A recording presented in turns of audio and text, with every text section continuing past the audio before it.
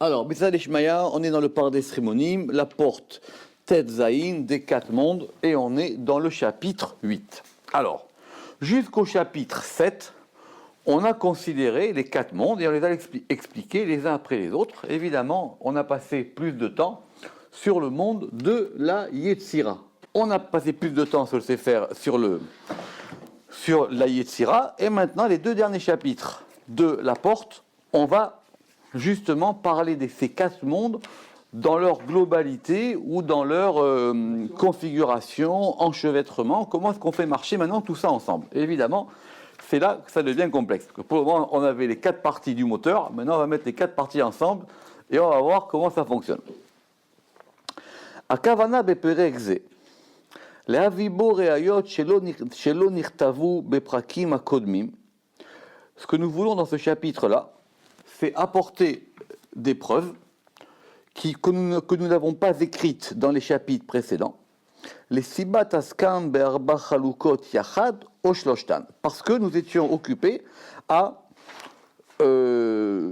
propos de ces 4 divisions, donc des 4 mondes, soit ensemble, ou soit 3 par eux. Ça veut dire quoi 3 par eux? Est-ce qu'à un moment on a vu les 3 ensemble? Je ne sais pas. Et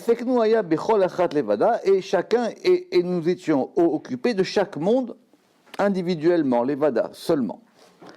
Et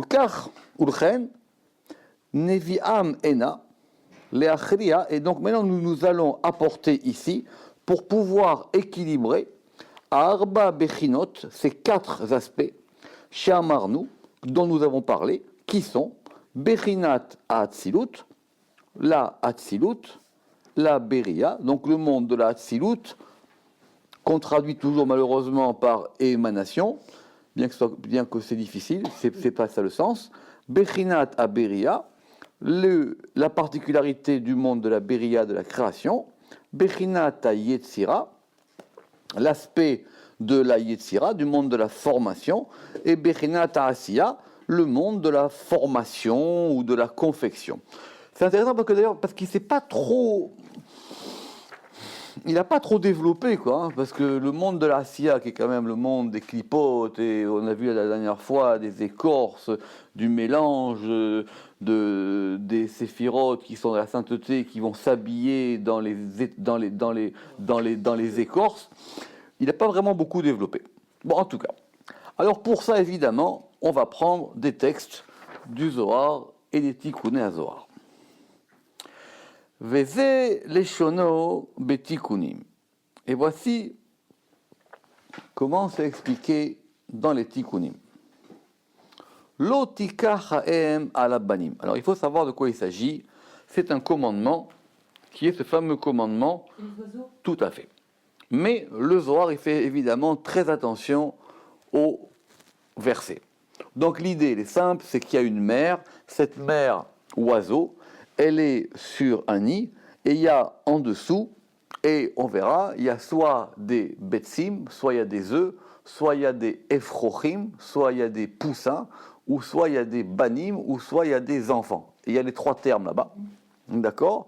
Et effectivement, lotikach haem alabanim, tu ne prendras pas la mère sur les enfants, shalach te shalach et haem, donc tu vas renvoyer la mère, vetabanim tikachlach, et les enfants tu prendras pour toi.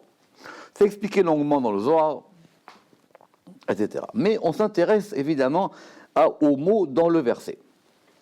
Donc là-bas, je vous rappelle, il y a plusieurs dominations. Quand on va parler des betsim, des œufs, inum misitra de ophanim. Ces œufs-là, ils sont du côté des ophanim. Les ophanim, une des catégories dont on avait parlé. Efrochim misitra denar même tête.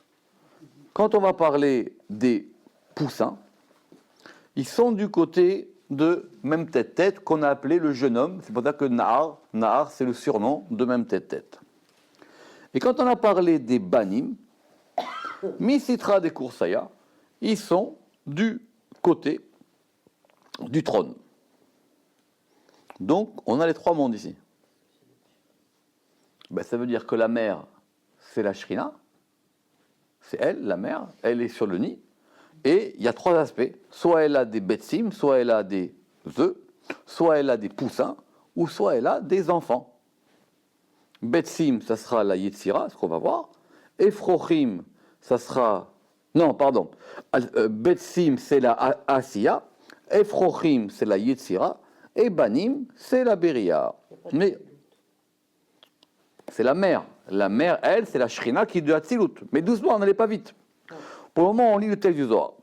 Pourquoi Dei Sukat Shalom, parce que elle est la tente de paix. Dei, parce qu'elle est Kina de Shrinta, parce qu'elle est le nid de la Shekhinah, donc la mère. Pourquoi Dei Ma'ila, parce que la mère supérieure, Mekanena Bekursaya, elle se nidifie dans le trône. Bitlat Sephiran Ilaïn, dans les 3 séphirotes supérieures. Elle nide, pas elle se nidifie, elle nide. Elle nide, oui, elle nide, nidée. Enfin, elle fait son nid, en tout cas, elle fait son nid.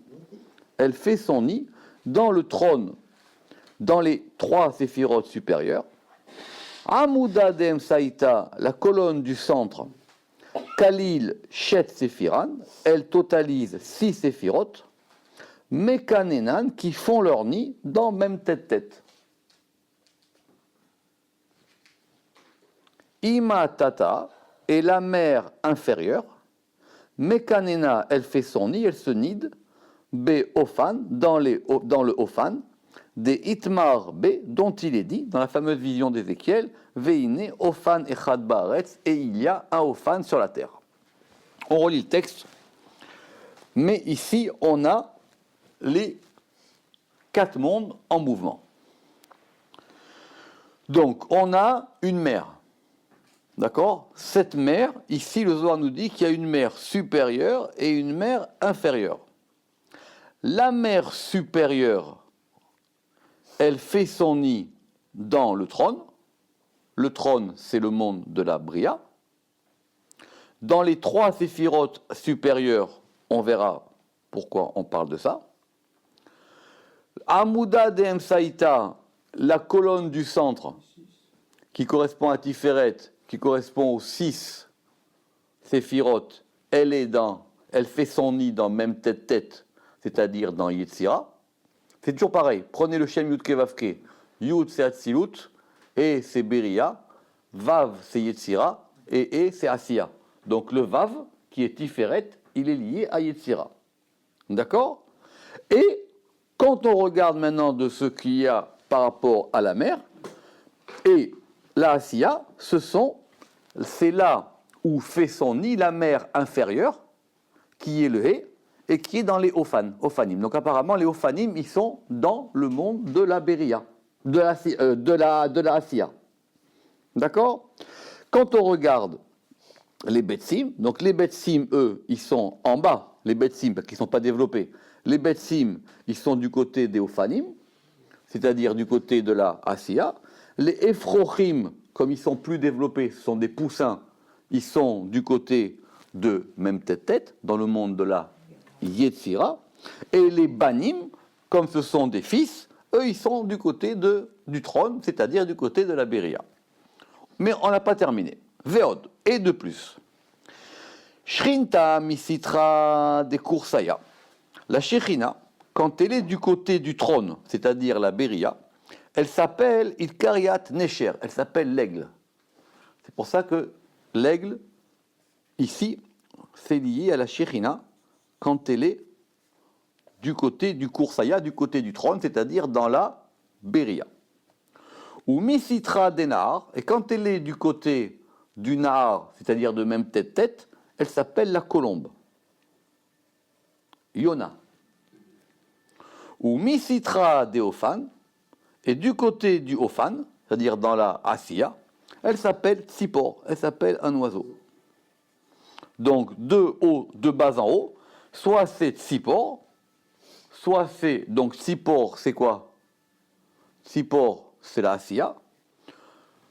Quand on arrive dans Beria, dans Yetzira, même tête-tête, c'est Yona, une colombe. Et quand on arrive au niveau du trône, c'est Nesher. Je crois que Yona, c'était plus Non, Necher c'est plus haut. Parce que, Symbole. eh oui, Necher c'est plus haut. Et évidemment, dans Hatzilut, elle s'appelle la Shekhinah. D'accord? Ou Shrinta, Dmut Adam Le'ena, et la Shekhinah, elle est aussi à l'image de Adam. Veod. Et de plus, la fin de cette histoire, là-bas on a dit Shalach te Shalach. La mère, il faut la renvoyer. Renvoyer, tu la renverras. Shalach te Shalach. Tachazé. Viens et vois. Melacha it, il y a un ange. Alors, il y a un ange, des mamouné alofin, qui est préposé sur les oiseaux.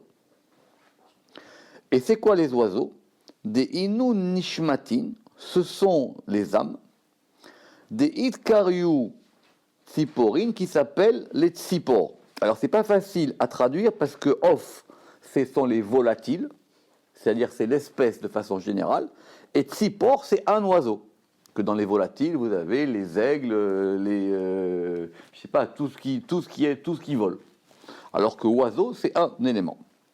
Et cet ange-là, qui est préposé aux oiseaux qui sont les âmes, il s'appelle, on va dire son nom une seule fois, il s'appelle Sandalphon. Shemé. Ou Bismana de Israël, Mekaimin Aipekuda. Et au moment où Israël, ils exécutent, où ils mettent où ils font ce commandement, Ve'azlat ima, et que la mer, elle s'en va, parce qu'on a renvoyé la mer. Mitrachka, et la mer, donc maintenant, elle va être renvoyée, d'accord? Enfin, elle s'en va et elle va être errante, on va dire. Ou banin safrin, et donc les enfants, qu'est-ce qu'ils font les enfants? Ils crient sur leur mère. Ou Olif, ce malach-là qui s'appelle Sandalet, il va apprendre Zéchou un mérite, al ofin dilé sur ses volatiles, veyema le kucha berechou, et il va dire au Saint béni soit-il, ve'active, et attention, qu'est-ce qu'il est écrit? Ve'active becha, il est écrit à ton propos, ve'rachamav al kol ma'asav, tu dois être miséricordieux sur toutes tes actions. Le fait de renvoyer la mère, c'est-à-dire de détacher la shrina des enfants, ça provoque une réaction qui fait que directement d'en haut, les enfants ils vont avoir une autre protection.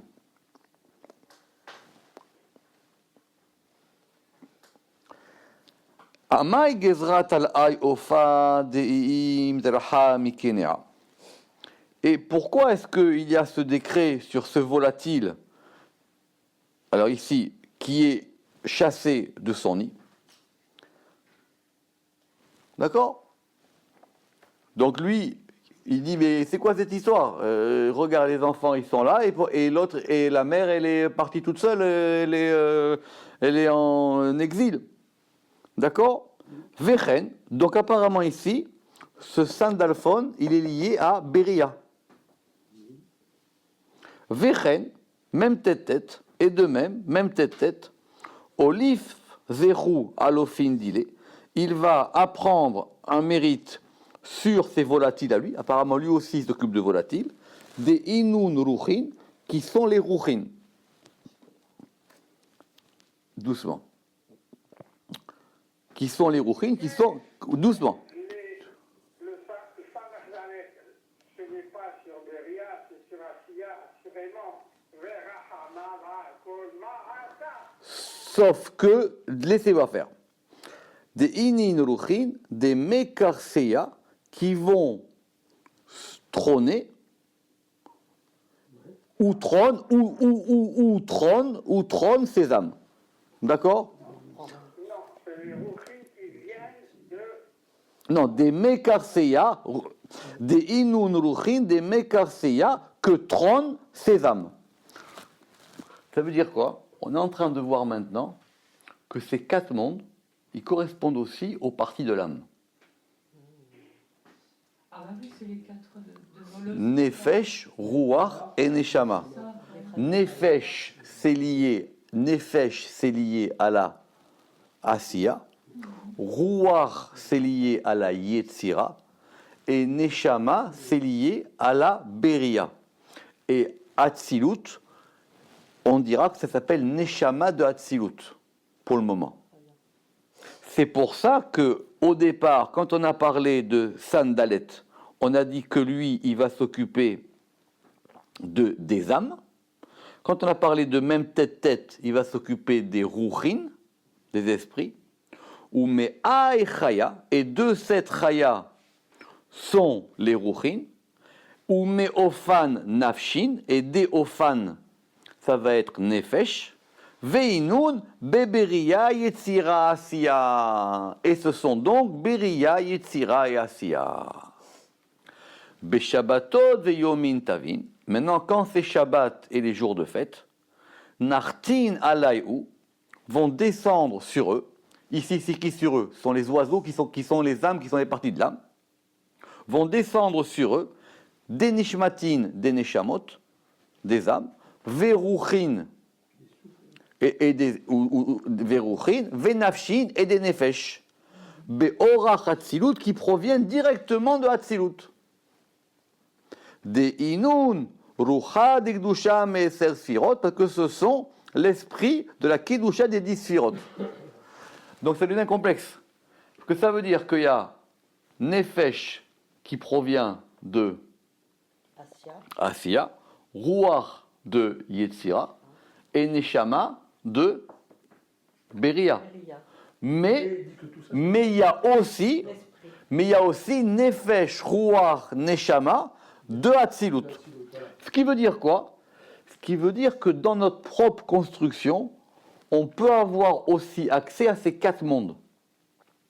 Il y a une dimension personnelle, est-ce qu'on est capable d'avoir accès à tel ou tel, et il y a une dimension temporelle qui fait que, par exemple, selon certains moments ou certains endroits, on aura plus accès à d'autres choses que d'autres choses.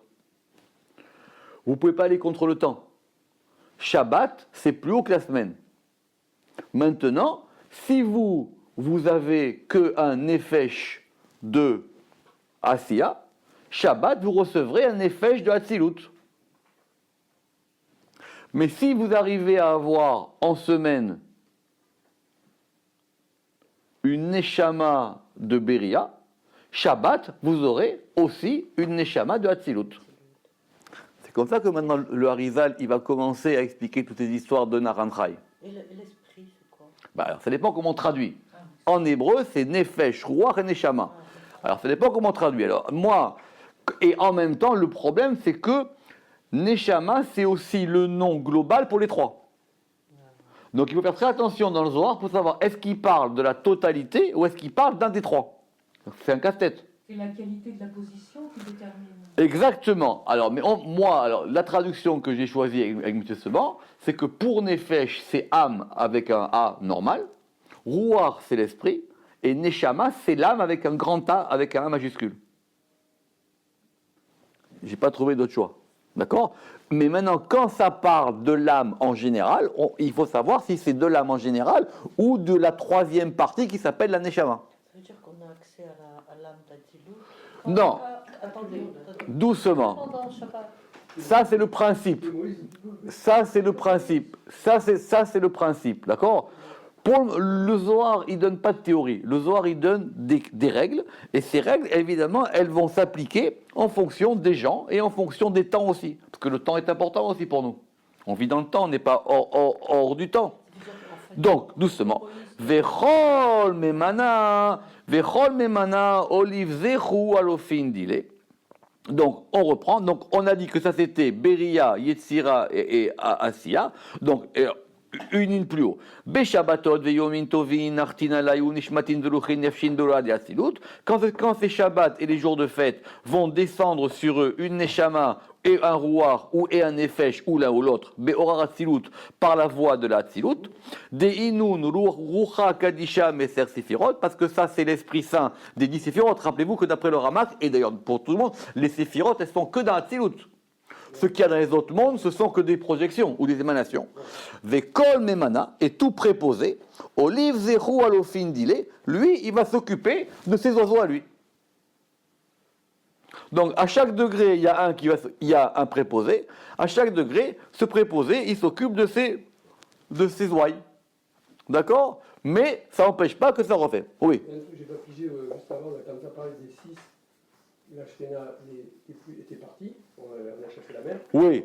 Tu dis ils vont bénéficier de notre protection, c'est ça que je comprends pas. Non, c'est compliqué parce qu'ici, maintenant, on te met tous les éléments en même temps. D'accord. C'est-à-dire qu'on va te parler à la fois des âmes, en même temps, on t'a parlé de ces trois domaines qui s'appellent Betsim, Ephrochim, Banim. En même temps, on t'a parlé de l'aigle, de la colombe et de l'oiseau. Et en même temps, on t'a parlé des sphirotes. D'accord. Donc, tous les plans sont mélangés. Donc, du point de vue des sphirotes, maintenant, on a dit que Amudadem Saïta, le Vav, il est considéré comme étant lié à Yetzira. La Shrina, la mer supérieure, elle est liée à la Beria. La mer inférieure, elle est liée à la Asiya. Maintenant, tu sais quoi? Du point de vue des âmes.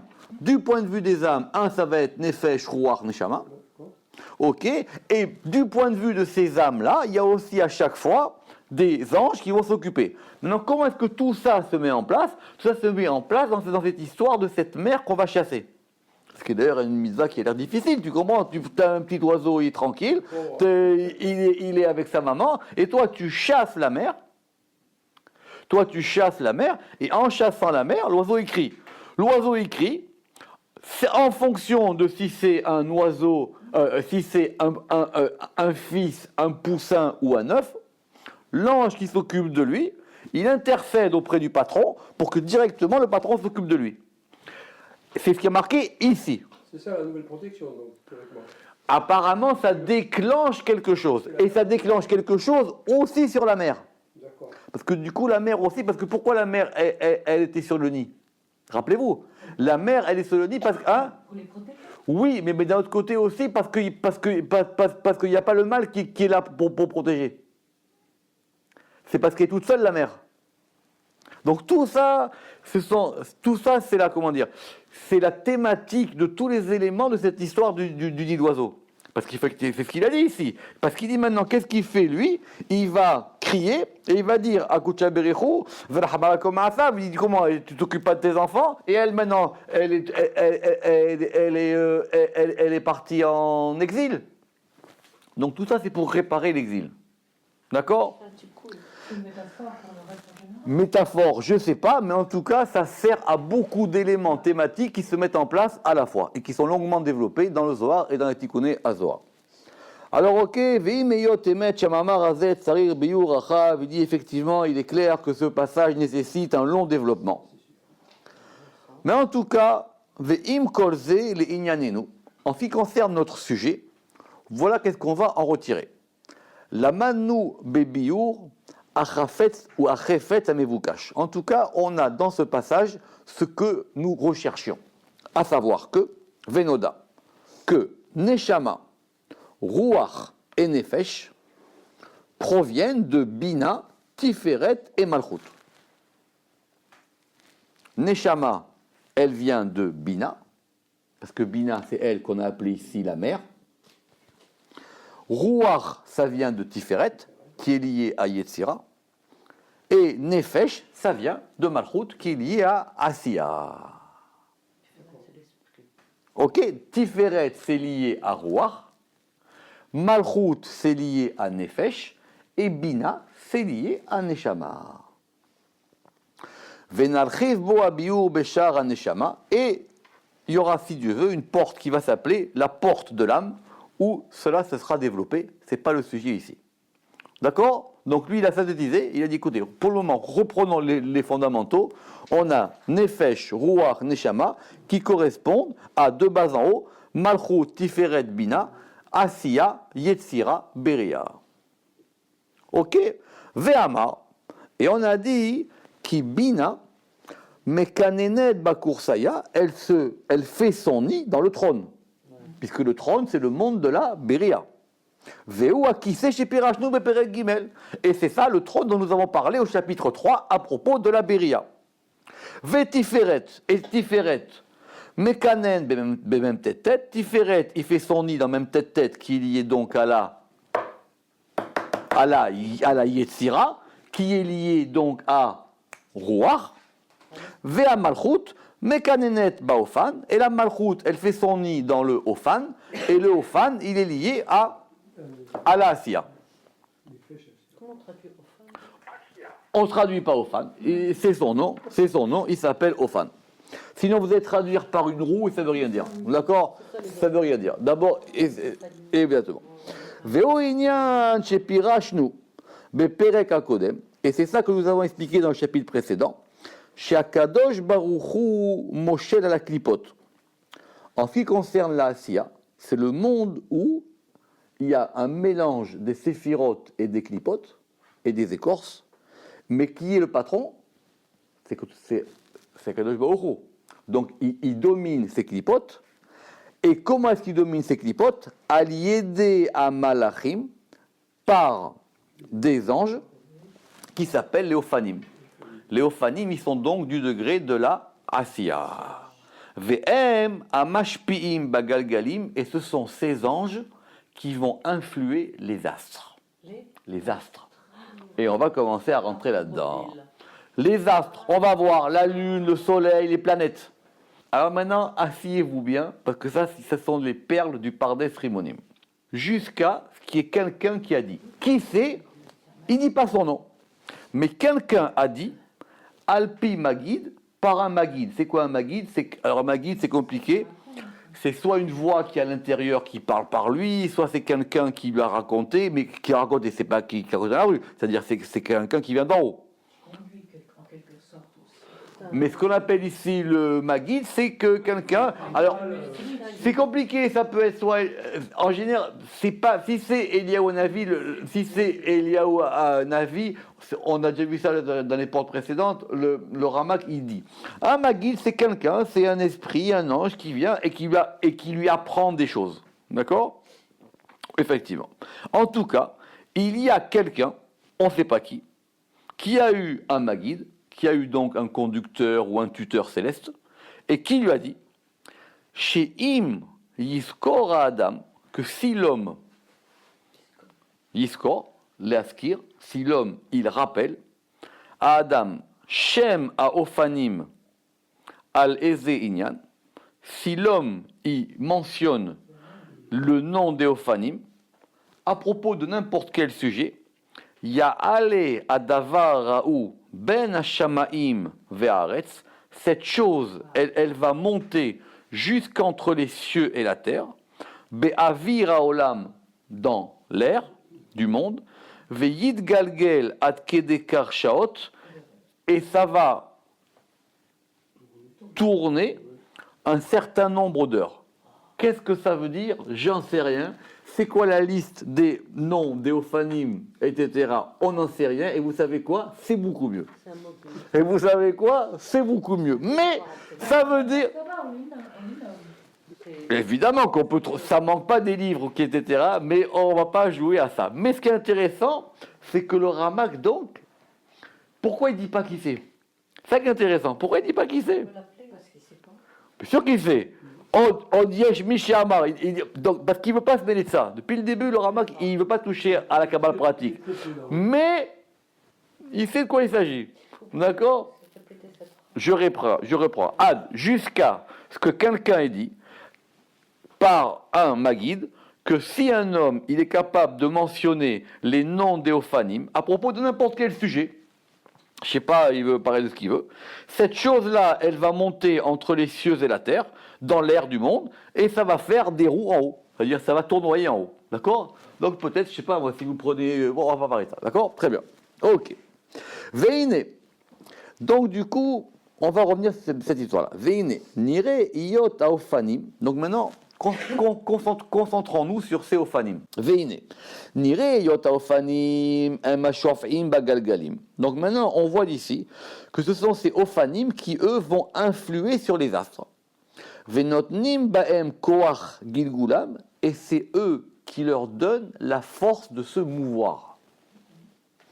Donc le cycle du soleil ou de la lune, et on va voir les astres si on y arrive tout à l'heure. Quels sont ceux qui s'occupent du monde de la Asiya? Les Ophanim. D'accord? Donc les Ophanim, eux, leur rôle c'est de s'occuper des astres. Ils s'occupent de faire tourner la baraque. D'accord? Donc ils font tourner les astres. Ad. Chez Ata, Lo Yitrachek Mashéamar Yehoshua, jusqu'à ce qu'on ne s'éloigne pas de ce qu'a dit Yehoshua. Pourquoi? Parce que dans la Torah, il y en a un qui a réussi à arrêter les astres. Qui c'est? Josué. Josué qui a arrêté le soleil. Exactement. Et on va venir à cette histoire. Il y en a un qui a réussi à arrêter le soleil. Pour la bataille, là. Tout à fait. D'accord. Mais c'est une grande question. Il avait besoin de ça pour pouvoir terminer sa bataille. Mais maintenant, comment est-ce qu'il a fait? Alors, on va voir. C'est marqué comme ça que Az. Alors, on va voir cette histoire qu'il y a marqué Josué 10, 12. Az. Yedaber Yehoshua l'Hachem, jusqu'à ce que Yehoshua, c'est dans le, je vous lis le verset, jusqu'à ce que Josué il parle à Yudke Vavke, Beyom, dans le jour, Tête Hachem, donne Hachem, et à Émori, donne le Émori, c'était l'ennemi, Lifne Béné Israël, devant les enfants d'Israël, Vayomer, et il a dit, les aînés Israël, devant Israël, Shemesh Begiv'on Dom. Soleil, arrête-toi, Dom. Dom, ça veut dire arrêter, se taire. Soleil, arrête-toi à Giv'on. Veyareach be'emek ayalon. Et la lune à Emek Ayalon. Pourquoi? Parce que les deux astres, ils bougent. Donc si un s'arrête, il faut qu'aussi l'autre s'arrête. Sinon, vous allez avoir une éclipse. Sinon, vous allez avoir une éclipse. D'accord? Donc, il faut que si vous voulez arrêter le soleil, il faut arrêter en même temps la lune, parce que les deux, ils ont un cycle, et les deux cycles sont coordonnés. D'accord? Apparemment, quand il a fait ça, il a parlé aux Phanim. Et il a dit, toi, tu t'occupes toi, tu t'occupes du soleil, stop. Toi, tu t'occupes de la lune, stop. Vous coordonnez. Et débrouillez-vous. Le nom du chapitre, là, C'est Josué 10, 10, 12. Ah, 10, pardon. Ok. Ve'amdu al galgalim mi Gilgulam, et les astres, ils se sont arrêtés de tourner. Pourquoi? C'est ça qui est important. Mipne, parce que Shetsiva le kochot amashpim, parce qu'il a ordonné à ses forces influentes, les bilti yifalu bagalgalim, qu'ils arrêtent de s'occuper des galgalim. Il leur a dit, pause, allez boire un café. Il leur a dit, pause, allez boire un café.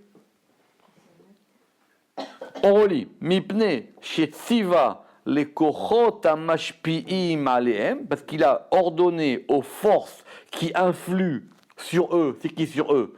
Sur ces astres. Les bilti yifalu begalgalim, qui ne touchent pas aux astres. Arrêtez. D'accord? On continue. Ve'atam, pourquoi? Parce que les Ophanim, qui est l'Ophanim, shte peulot. Les Ophanim, ils ont deux actions. Qu'est-ce qu'ils font? Premièrement, Aechad, shemesavevim, ou megalgelim agalgalim, kemevoar le'ail. Ils font tourner les astres. Premier de leur boulot, c'est de faire tourner les astres. Ils font tourner les astres. Deuxième travail, n'oubliez pas qu'on est dans le monde de la Asiya, et que dans le monde de la Asiya, le fait que les astres tournent, c'est important, mais ce n'est pas le plus important. Le plus important, c'est quoi? C'est que dans le monde dans lequel on vit, que les clipotes ne l'emportent pas.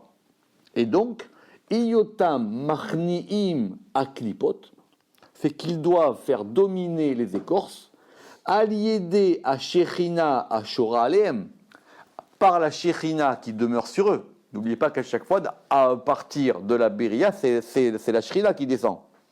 Donc eux, leur force, ils ont de la Shrina. Donc la Shrina qui est sur eux, elle leur donne la force de faire en sorte que les clipotes soient dominés. Que dans Asiya, les clipotes soient... mais retenez comment est-ce qu'il décrit le mouvement. Premièrement, on a dit, leur premier boulot, c'est de faire tourner les astres. Deuxième boulot, et yotam machniim aklipot, qu'ils dominent les clipotes par aliédé, par la Shekhinah, qui demeure sur eux. C'est elle qui leur donne son influx, qui est des pirachnou. Ou mipne eyot az. Écoutez cette analyse. Et maintenant, mipne eyot az, puisqu'à ce moment précis de cette guerre de Josué, tzorer achna'at aklipot bechozek ou bemeirut.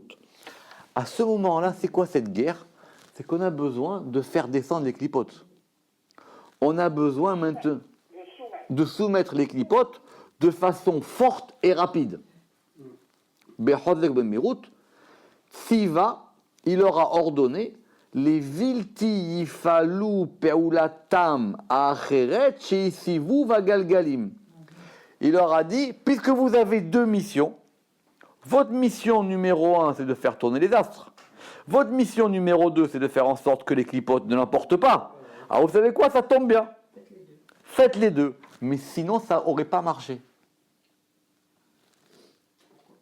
Parce qu'on ne peut pas faire l'un sans l'autre. On peut pas faire n'importe quoi. Arrêtez le... Vous ne pouvez pas arrêter le soleil et la lune si ça n'a pas de rapport avec les clipotes. Tu règles pas en bas.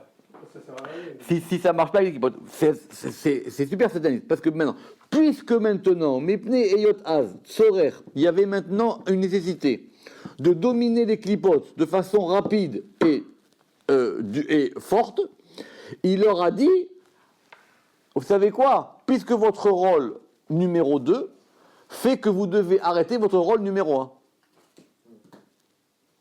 Ça veut dire que si vous ne comprenez pas le fonctionnement d'une chose, vous ne pouvez pas agir sur cette chose. Si vous ne savez pas comment ça marche, vous ne pouvez pas agir. C'est pas simplement que je veux arrêter le soleil parce que ça me fait plaisir. D'accord ? Donc, ça veut dire qu'il faut savoir comment ça fonctionne. Et si on sait comment ça fonctionne, alors si on sait comment ça fonctionne, c'est comme ça qu'on peut agir sur la chose. L'action des ophanim sur le clipote. On est dans le monde de la Asiya. Dans le monde de la Asiya, le patron, il a un but. C'est que dans ce monde de la Asiya, c'est que la clipa ne l'emporte pas. Oui. D'accord ? Très bien.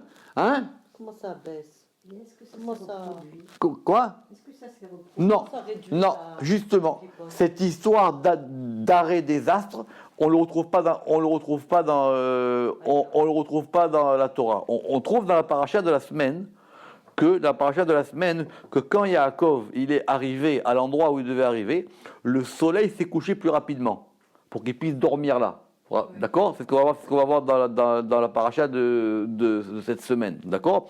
Que Yaakov il arrive à un endroit. Et là-bas du verset, on comprend que le soleil s'est couché d'un coup. Parce que tant qu'il faisait jour, il aurait continué à marcher. D'accord ? Donc du coup, le soleil s'est arrêté d'un coup, et donc il s'est dit, je vais dormir là. Puisque ce n'était pas un hasard qu'il arrive à ce moment-là. D'accord ? Mais là-bas, ce n'est pas lui qui a agi. Ce n'est pas lui qui a déclenché ça. Lui, il n'a rien fait. Hein ? C'est pas lui qui a déclenché, mais indirectement. Oui, non, mais ça s'est fait. Ça peut effectivement, les astres, ils peuvent s'arrêter, mais que ce soit un homme qui le déclenche, je ne connais pas beaucoup d'exemples. D'accord ? En tout cas, c'est l'exemple le plus connu. Peut-être qu'il y en a d'autres et on ne les connaît pas, mais en tout cas, c'est l'exemple. Mais en tout cas, ça veut dire que Yoshua, il savait comment ça marche. D'accord ? D'ailleurs même, Il n'a pas pris n'importe qui. c'était disciple de Moïse. D'ailleurs même, vous savez quoi, hein ? La véritable question, c'est que, d'ailleurs c'est Rachi qui pose la question, parce que dans le verset là-bas, parce que le Ramak il dit pas tout, hein, dans le verset là-bas, quand il dit Shemesh begivon dom, soleil, arrête-toi à Givon. Et Rachi tout de suite il dit, mais c'est où Givon ? Parce que d'après la Torah, ça a l'air d'être des noms de lieux. Or apparemment, c'est plus que des noms de lieux. D'accord ? Donc il a dit, De quoi? On sait je ne sais pas, il a dit au soleil, arrête-toi à Givon, et à la lune, il lui a dit, Et la lune, il lui a dit, toi tu vas t'arrêter dans la vallée de Ayalon. Et Rachid a une question, évidemment, il dit, mais géographiquement, c'est où sur le plan? Montrez-moi où c'est. Tu comprends? Montrez-moi où c'est. D'accord? Donc il pose des questions, Rachid. Le soir, il n'a pas. J'ai pas regardé là-dessus encore, j'ai pas vu. Oui, mais ça, le Zohar, il te le dira pas. Le Zohar, il te donnera, le Zohar, il te donnera une allusion, c'est-à-dire cherche, mais il te le dira pas clairement, d'accord? Mais en tout cas, c'est apparemment ce qu'ici le Rama qui veut nous dire ici. Le Rama ici veut nous dire, attention, c'est de là-bas qu'on comprend. Mais en tout cas, je reprends. Ça veut dire que tant qu'on ne sait pas comment une chose, elle fonctionne, on ne peut pas agir dessus. C'est intéressant cette chose-là, d'accord? Vezé chez Amar. Et c'est pour ça qu'il a dit. Ok? Donc, je reprends. Donc, il leur a dit, justement, vous avez deux fonctions. À cause de votre deuxième fonction, vous allez arrêter votre première. Et là, il dit maintenant, donc, ce que vous devez faire, c'est le dominer les clipotes. Donc, pour que les clipotes soient dominés, ce qui est votre rôle, eh bien, il faut que vous renonciez à votre première fonction, qui est le fait de faire tourner les astres. Vezé chez Amar. Shemesh begivon dom veyareach beemek ayalon. Et qu'est-ce qu'il dit après dans le verset 13? Et qu'est-ce qui s'est passé? Vayidom Hashemesh. Et le soleil, il s'est arrêté. Alors, le soleil, il s'est tu. Veyareach amad. Et la lune, elle s'est tenue. Ad yikom goy oivav. Jusqu'à ce qu'il emporte sur le peuple de ses ennemis. Donc c'est bien lié au clipote. Parce qu'une fois que la chose était gagnée, il n'y avait plus de raison pour que le soleil et la lune s'arrêtent. D'accord? Ok. On peut continuer un petit peu? On y va. Venarzor alinyanenu. Et en maintenant, donc, revenons à notre sujet, qui a galgalim ve'ofanim alkol inyan echad. Donc de là, on voit que les ophanim et les astres, c'est une seule chose. Chez Ze mashpia, Vezé mouche pas. Il y en a un qui influe et il y en a un autre qui est influé. Il y a un qui donne l'énergie et l'autre qui reçoit l'énergie. Donc les galgalim, ils reçoivent, les astres, ils reçoivent leur force directement des ophanim. Ve'inyan ashrina baem ou leachnia aklipot. Et le fait que la shekhinah soit en eux, jusqu'à présent, vous comprenez, ils ne peuvent rien faire s'il n'y a pas la shrina sur eux. D'accord? Inyan shrina baem ou les achnia klipot, c'est pour pouvoir effectivement dominer ces klipotes-là. Chez Hashamaim, ve'agalgalim aele, parce que les cieux et ces astres, meyuchasim elehem, ils sont attribués ou reliés à eux, comme il est prouvé des paroles de Rabbi Shimon Bar Yochai à propos d'un verset de Isaïe qui dit Ki shamaim ke ashan nimlahu. Alors, parce que les cieux, ils se sont. Alors, justement, on va voir ça. C'est Isaïe 51.6. Isaïe 51.6. Alors, parce que les cieux, ils se sont dissipés, qu'Hachan, Hachan c'est une fumée. Les cieux, ils sont partis en fumée. Qu'Hachan imlahu, ve'a aretz, et la terre, tivlé, elle s'est froissée, comment ça?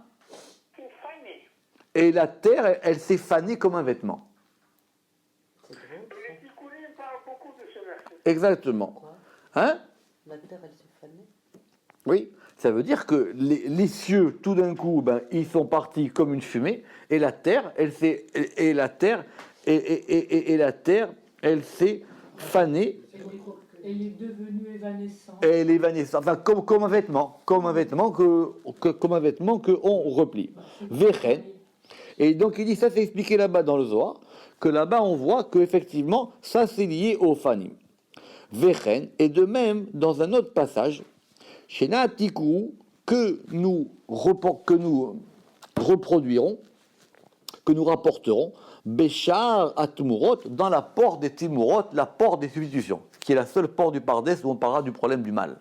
Puisqu'il y aura là-bas, on parlera du bien et du mal et des forces contraires. Kacher Amar, et quand on a dit She'en Eret Israël mitnaeg al yedei asarim, el al yedei kadosh baruch hu. On a dit, mais alors, est-ce que ça marche pour tout le monde ou est-ce que ça marche aussi par rapport à Israël? Rappelez-vous qu'on avait dit, vous vous rappelez que dans Israël, même peut-être il n'a pas d'accès là-bas, etc., etc. Alors on revient toujours à notre question. Est-ce qu'en Israël, là-bas, alors, qui c'est qui va tourner les as là-bas en Israël?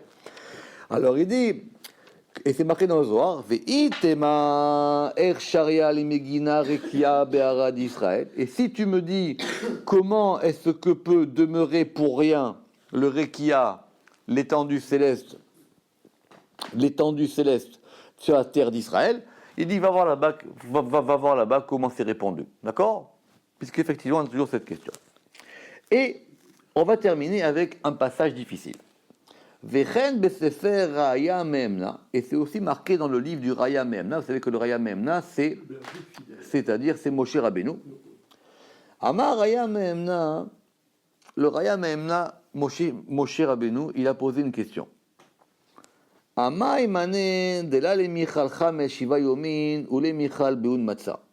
est-ce qu'on a ordonné de ne pas manger de chametz, de ne pas manger de pain levé pendant 7 jours et de manger de la matzah? Une question. Mais les questions de Moshe Rabbeinu, ce n'est pas les mêmes questions que chez. D'accord? D'accord? Donc il dit pourquoi est-ce que pendant 7 jours on ne mange pas de chametz et on mange de la matzah? Ve'amai, et pourquoi c'est écrit lo yachel, il ne sera pas mangé, ve'amai lo tochlu, et pourquoi il y a marqué vous ne mangerez pas? Pourquoi c'est écrit lo yachel et pourquoi c'est marqué lo tochlu? Simplement, et là, sheva kochave leket inud, c'est là dont j'ai besoin de mon dessin, et simplement il y a 7 astres.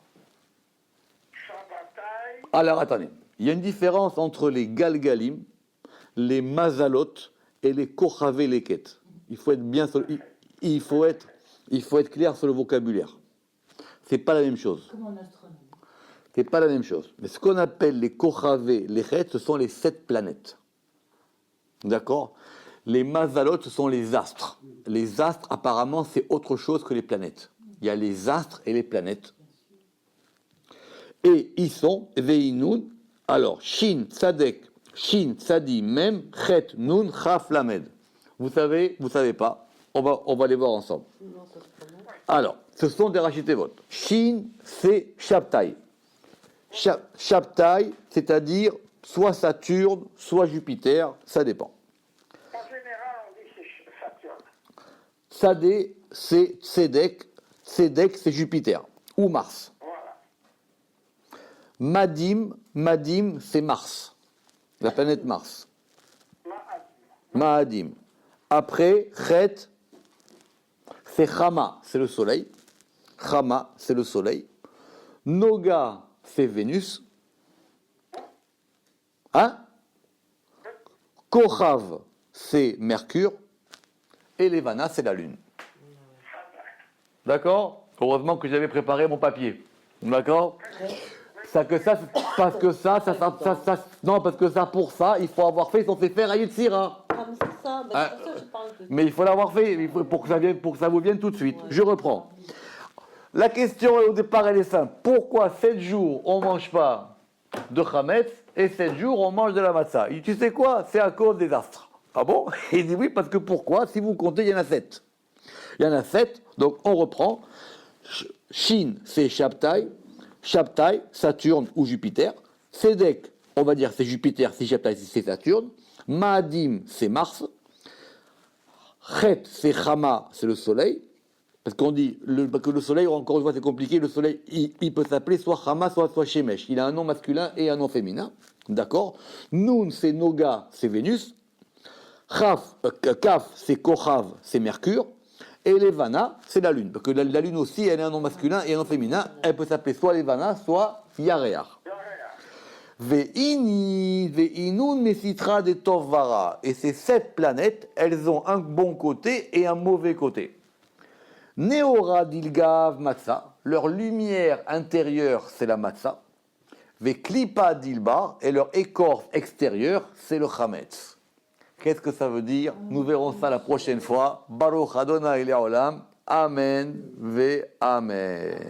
Ça qu'on va